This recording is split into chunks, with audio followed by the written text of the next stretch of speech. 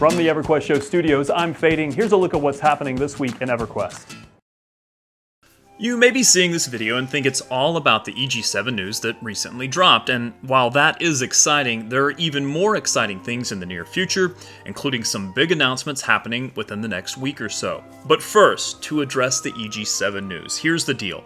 During a recent investor presentation, GHAM did reveal the investment plans for 3 intellectual properties that they currently hold. One of those was EverQuest and the proposal to potentially develop a new MMORPG within the EverQuest IP.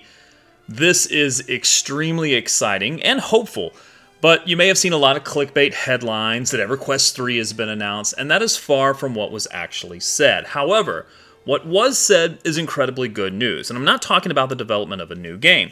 Listen to GHAM himself. And EverQuest. So this one is what we consider to be our most important IP.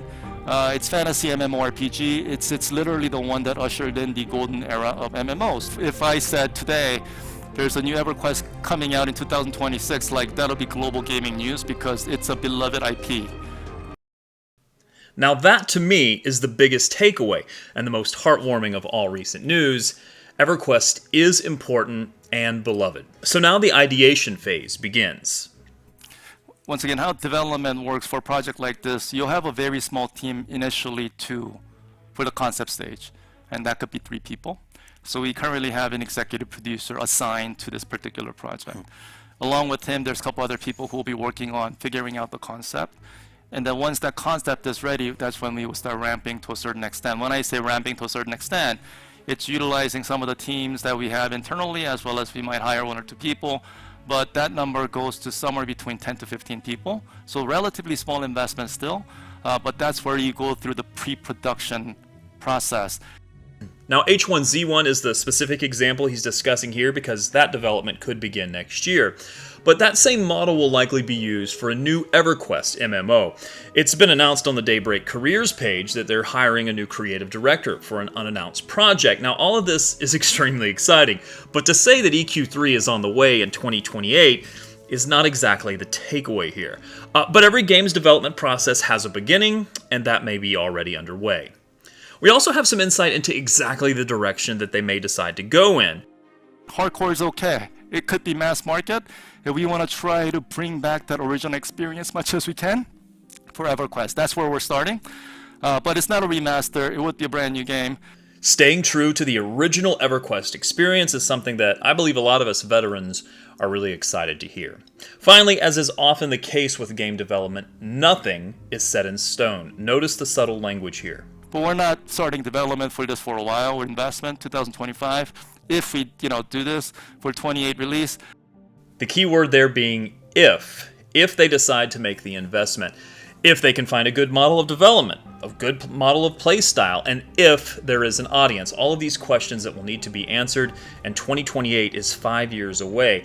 I'll remind you that EverQuest Next was announced in 2013 and canceled just 3 years later in 2016. But what could a new EverQuest MMO look like? In my spring interview earlier this year with Dark Paul Head of Studios Jen Chan, I asked her a similar question. You talked to me a little bit about that. The environment of the MMO player base is different. The market is different. What are your thoughts on that? Well, I think the pillars of EverQuest will always ring true, right? No matter how the environment changes and how things, new technology comes out, and as how our tastes change, I think the pillars of what makes EverQuest EverQuest will always still ring true, right? Community and teamwork, absolutely working together and building social bonds to achieve things that you can't do, or is very hard to do on your own. And fairness, right? That's always been a key component of what makes EverQuest EverQuest. You perform certain actions, you put the time in, you work hard, and you get rewarded. That's EverQuest. Your accomplishments and achievements are never taken away. No matter what happens to the face of MMOs and what happens in the industry, it's the pillars that make EverQuest EverQuest that always ring true. Now, as an EverQuest fanboy, all of this recent news is amazing to hear. I feel like EverQuest could be entering a new renaissance over the next few years. But now let's talk about what could be right around the corner, and I think even more exciting news that could be coming in the fall: producers' letters for EverQuest and EverQuest II that are likely going to be dropped either next week or sometime in early October.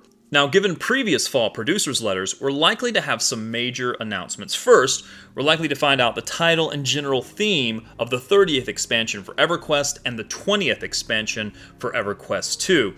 That's a pretty big deal, getting to our 20th and 30th expansions, along with some additional hints about where those expansions may be going. We'll also likely receive some information about beta access and various other in-game events like the Fall Fun and ongoing Extra Life fundraising. But I have a suspicion that there could be some additional news dropping regarding the 25th anniversary celebration. That, by the way, is less than 6 months away. No confirmation on that, but a little birdie told me that there was going to be some announcements. We have yet to hear those. I'm hoping they're coming soon. In the meantime, 50% lockouts are going to continue in EverQuest until October 9th, and then 150% experience gains will begin. That'll go through October 23rd. In EverQuest II, the Shattered Overture was released just weeks ago, and Fractured Skies, that's the expansion prelude, that's active as well.